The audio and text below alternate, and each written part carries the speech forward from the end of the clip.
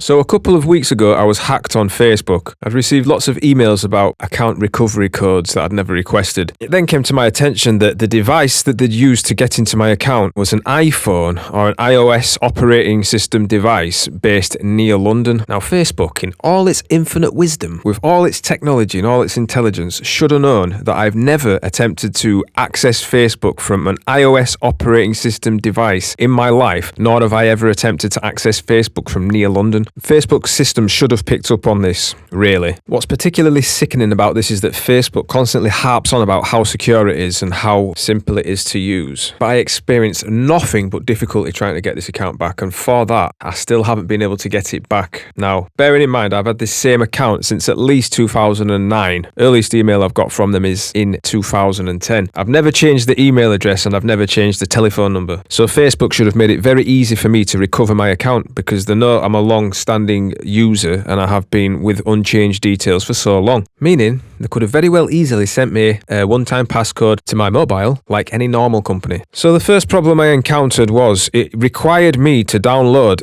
an authenticator app to generate a code to put into their system to unlock my account.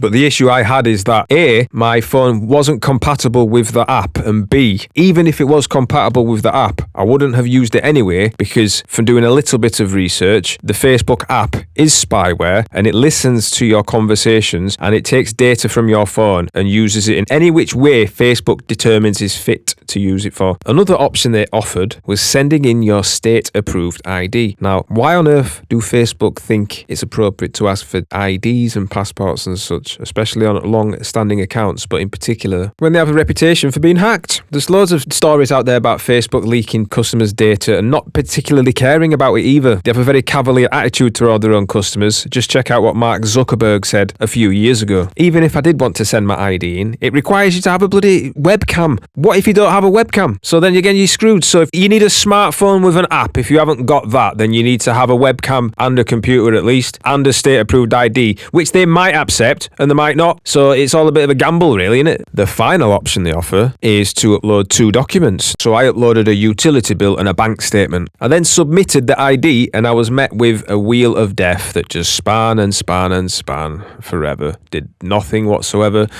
At one point I actually started making this video and it still hadn't stopped spinning by the time I got halfway through it. Then thought it could have been a glitch in the network, it could have been a glitch on their end, it could have been a glitch on my system, so I thought I'll give it another go, I'll give them the benefit of the doubt. I re-uploaded the documents, I pressed submit, and guess what? More spinny wheel bullshit.